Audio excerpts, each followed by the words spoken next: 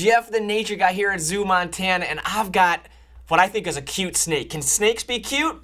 I think so, and well, here's the prime example. Look at this little thing. Oh, you're wondering what it is? It's called a Kenyan sand boa. And first thing I want you to notice are those adorable, beady little black eyes there. Now, those eyes, you might notice they're a little different than a typical snake. They're not really on the side of his head. They're kind of up high, and they're there for a reason because this little guy likes to hang out in sand in Africa, hence the name Kenyan sand boa. So what they do is they'll hide under the sand, they'll bury themselves, but their little eyes will be just poking out enough where they can look around and look for predators and for prey. Now, they also have that crazy pointy looking nose there that helps them dig into the sand, kind of like the hognose snake here in Montana that we've talked about before.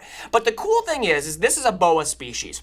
So like all boa species, they're a constrictor. So when this little guy finds something he wants to eat, just like any other constrictor, it's going to wrap around it, kill it, and then swallow it whole. But here's the cool thing. These little sand boas, they're smart. And they've also learned to use the sand to their advantage, not just by hiding, but by killing their prey.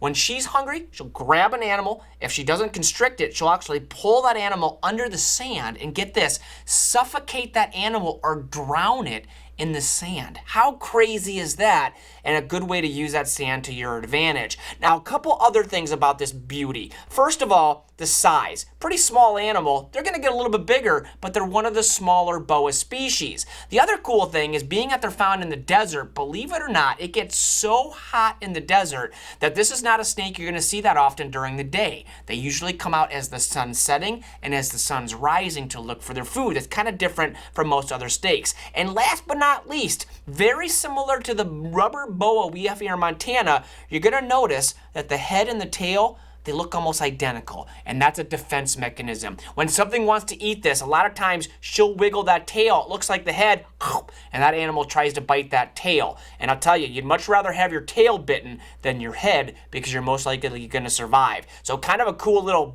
defense mechanism there to keep this animal nice and safe. And one final thing I forgot to mention, get this, they give birth to live young. They don't lay eggs like a lot of other reptiles do. So when she has babies, they're going to come out as little tiny baby snakes. Kind of a cool thing, kind of freaky if you're not a big snake fan, but hey, nonetheless, pretty neat to see this animal give birth. But again, Kenyan sand boa, when this one here, by the way, named Scarlet, not a member of the zoo family. It's actually a private pet of one of our employees. Pretty neat stuff. Until next time, guys, I'm Jeff the Nature Guy here at Zoo Montana.